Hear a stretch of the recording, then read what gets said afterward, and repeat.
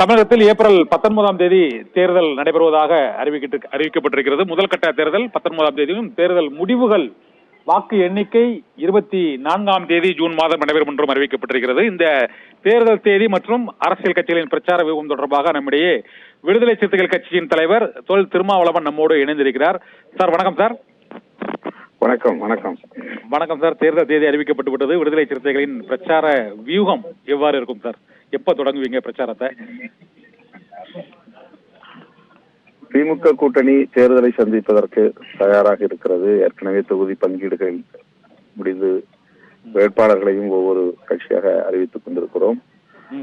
இன்னும் ஓரிரு நாட்களில் அனைத்து வேட்பாளர்கள் பட்டியலும் அறிவிக்கப்படலாம். ஆகவே திமுக கூட்டணியை பொறுத்தவரையில் தேர்தலை சந்திக்க தயாராக இருக்கிறோம்.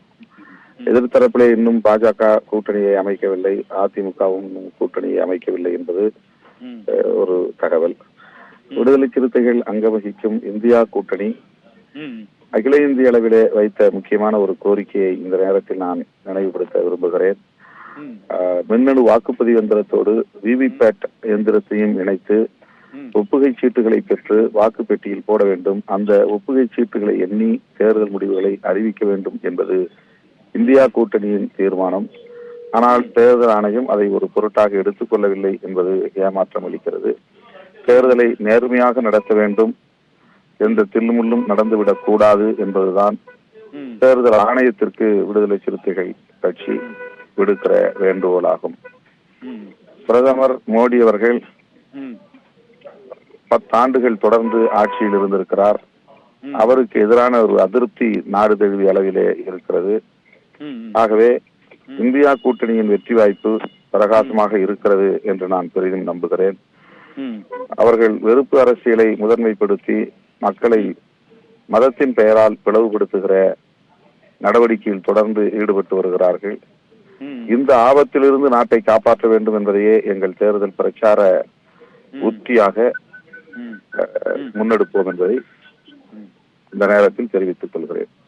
சார், நீங்க சொல்றது சரி சார். அந்த மின்னணு வாக்குப்பதிவு இயந்திரங்கள்ல விவிபேட் ஒப்புகை சீட்டு அனைத்து இயந்திரங்களிலும் இருப்பது இப்போது தொழில்நுட்ப ரீதியாக உடனடியாக அது சாத்தியமில்லை என்று அவர்கள் கூறுகிறார்கள். அதை ஒரு குறிப்பிட்ட பெரும்பாலான, அதாவது முடிந்த அளவுக்கு அதை நாங்கள் செயல்படுத்துகிறோம் என்று அவர்கள் கூறுகிறார்கள். இருந்தாலும் இந்த மின்னணு வாக்குப்பதிவு இயந்திரங்கள்ல உண்மையிலேயே நீங்க முறைகேடு நடக்கிறதா நம்புறீங்களா சார்?